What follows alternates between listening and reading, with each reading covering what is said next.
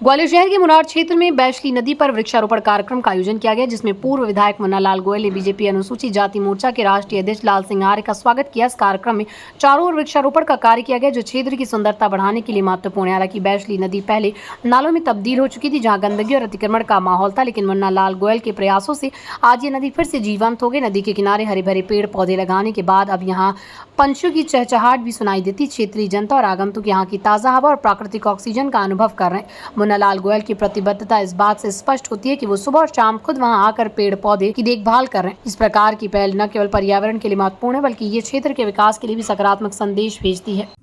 पिछले जुलाई से बैशली नदी को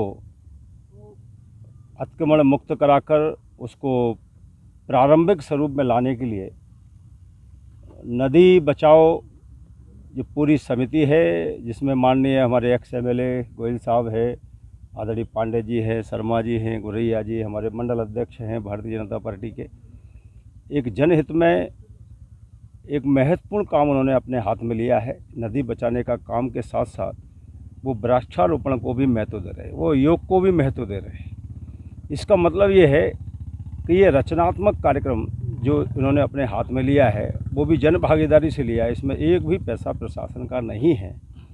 ये कहीं ना कहीं एक आदर्श प्रस्तुत करता है, एक प्रेरणा का पुंज है। मुझे लगता है जब माननीय प्रधानमंत्री अंतर्राष्ट्रीय मंच पर कहते हैं कि पर्यावरण बचाओ, तो स्वाभाविक है आज क्लाइमेट जो चेंज हो रहा है वो शायद नदियाँ कहीं ना कहीं अतिक्रमण में जा रही है, नाले बंद हो रहे हैं, तालाब बंद हो रहे हैं, वृक्षारोपण कम हो रहा है। इसके कारण क्लाइमेट चेंज हो रहा है और इस पर एक अंतर्राष्ट्रीय बहस चल रही है। माननीय प्रधानमंत्री नरेंद्र मोदी इसकी अगुवाई कर रहे हैं। तो मुझे लगता है ग्वालियर में ये जो निर्णय हुआ है ये स्वागत योग्य, अभिनंदनीय है। आज मुझे भी यहाँ पर वृक्षारोपण करने का सौभाग्य प्राप्त हुआ है और नदी को देखने का भी प्राप्त हुआ है।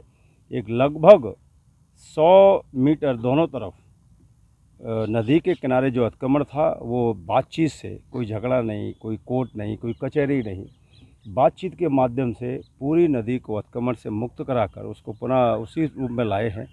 ये बहुत ही अनुकरणीय, अभिनंदनीय कार्य है। मैं उनको भी आभार व्यक्त करना चाहता हूँ जिन्होंने सहजता से इस नदी के किनारे से अपने आप को मुक्त करके रखा है।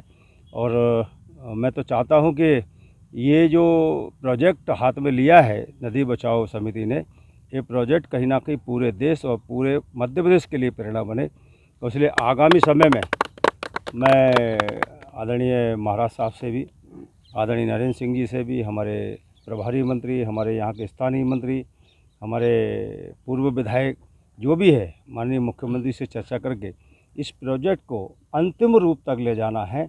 एक सौंदर्य की दृष्टि से इस नदी से लेकर दूसरे ज़िले के लोग भी प्रेरणा ले, इस प्रकार से एक अच्छा काम यहाँ हो जाए, इसके लिए हम भी आज संकल्प व्यक्त करते हैं और हम भी इस संबंध में चर्चा करेंगे। क्योंकि ये बैशली नदी केवल ग्वालियर के लिए नहीं है, बल्कि मेरे गोहद के लिए, मैगांव के लिए ये जीवन दायिनी है। हजारों लाखों किसानों को इससे सिंचाई मिलती है, उनको जीवन दान मिलता है। वाटर लेवल बहुत अच्छा होता है। अभी मुझे मालूम पड़ा है कि पहले 800 फीट वाटर लेवल था, अब केवल 100 फीट वाटर लेवल रह गया। तो इसका मतलब है कि पानी रोकेंगे, वृक्षारोपण करेंगे तो स्वाभाविक है इससे जीव जंतुओं को भी रक्षा होगी, पक्षियों को भी रक्षा होगी, पर्यावरण भी शुद्ध होगा और लोगों को आनंद देने वाली एक नदी जो बिल्कुल साफ और स्वच्छ है वो दिखाई देगी।